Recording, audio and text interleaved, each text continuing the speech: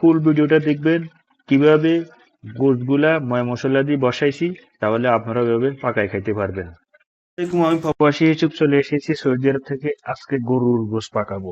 তো কি কি দিয়ে গরুর গোশ বসাই, কি কি পাকাই দেখেন সবাই। এই যে এখানে মনে করেন না 1 কেজি পাকাবো না, 800-700 গ্রামের মতো পাকাবো। 200 গ্রামের মতন পেঁয়াজ লই নিলাম। পেঁয়াজগুলো এখন কুচি কুচি করে কাটো। এই যে 60টা কাঁচামরিচ, এতটুকু টমেটো ব্যবহার করবো। আমাদের গরুর গোশ কেটে কেটে ছোট করে দিলাম।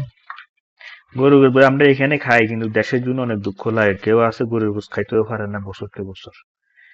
তো সবাই একটু যারা খাইতে পারে না তাদের পাশে গিয়ে একটু দাঁড়াবেন। তো এই যে গরু গোশটা ধুয়ে লিছি, এখন এটার সাথে এই টমেটো, কাঁচামরিচ এগুলো দিয়ে দিব এখন দিয়া ময় মশলা দিয়া হাত দিয়া সুন্দর করে মাখাই, তারপর যে বসায় দিব। বুঝে আসেনি? তো দেখতে থাকুন আমরা প্রবাসীরা কিভাবে গরু গোশ রান্না করে খাই। তো পেঁয়াজ গুলা দিয়ে দিছি, এখন একটু লবণ দিয়ে দিব। এই যে লবণটা, পরিমাণ মতন লবণ দিয়ে দিচ্ছি একসাথে। ঠিক আছে? তারপরে এভাবে খান, খাইলে পাকায় দেখবেন অনেক সুন্দর হবে, অনেক ভালো লাগবে খেতে।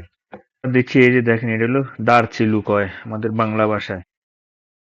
এনে 6টা এলাচি দিয়ে দিচ্ছি, বেশি দিব না, 6টা দিছি। এই যে 10 থেকে 12টা লং দিয়ে দিচ্ছি, ছোট্ট একটা তেজপাতা দিয়ে দিচ্ছি। এগুলো আদা রসুন, আমরা এখানে আদা রসুনটা ব্যান্ডার করে রাখি। এখন এটা দিয়ে দিচ্ছি 1 চামচ। ধনিয়ার গুঁড়ো 1 চামচ, জিরার গুঁড়ো 1 চামচ, পরিমাণ মতন হলুদ, একটু লাল মরিচের গুঁড়া। আমাদের এই যে রেডিমেড গরুর মাংসের মশলাটা দিয়ে রেডি, এটা দিয়ে দেবো 1 চামচ। প্যাকেট মশলাটা দেখাইছি, এই প্যাকেট মশলাটা দিয়ে দিলাম 1 চামচ। 1 চামচের মতো যে টমেটো সস দিয়ে দিলাম, বুঝছেন? টমেটো সস দিয়ে দিলাম। 1 চামচ দুধের গুঁড়া দিয়ে দিলাম। 4-5টা আস্তা রসুন দিয়ে দিলাম কোয়া। পরিমাণ মতন তেল দিয়ে দিচ্ছি। সমস্ত মশলা দেওয়া শেষ, এখন এটা হাত দিয়ে একটু মাখিয়ে নিব, কারণ হাতে মাখানো মাংস খাইতে খুব একটা ভালো লাগে। কথা বুঝছেন নি? আমরা দেশে থাকতে আমাদের মায়েরা যখন পাকাইতো না, তখন এভাবে মশলা গুলো দিয়ে হাত দিয়ে মেখে ফেলতো, মিক্স করে ফেলতো। মাংসটা মাখা শেষ, দেখছেন কত সুন্দর একটা কালার এসেছে। এখন আমরা এটা চুলার মধ্যে বসায় দিব। এই চুলাটা ধরান শেষ, চুলার মধ্যে বসায় দিয়েছি।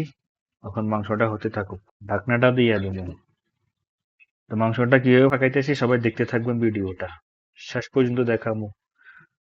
গরুর গোশতের পানিটা বাইরে গেছে, যখন পানিটা শুকায় তেলগুলো বাইরে মশলাটা কষানো হবে, তখন যা গরম পানি দিয়ে দেবো। দেখেন আমাদের মাংস গোশগুলো হয়ে গেছে, এই যে দেখছেন একদম কম মশলার ভিতরে পাকাইছে। তো যারা এরকম মাংস পাকাইতে চান, গোশ পাকাইতে চান, আপনারা ভিডিওটা ফুল দেখবেন, দেখবেন কম মশলার ভিতরে কিভাবে মাংসগুলো, দেখছেন কালারটা খুব সুন্দর হয়েছে। তো সবাই ভিডিওটা দেখবেন, দেখি এই প্রবাসী ভাইদের জন্য একটু দোয়া করবেন আর ভিডিওটা শেয়ার করে দিবেন। কম মশলার গরুর গোশত খুব সুস্বাদু ঘ্রাণ হয়েছে। ভালো থাকবেন সবাই, সুস্থ থাকবেন।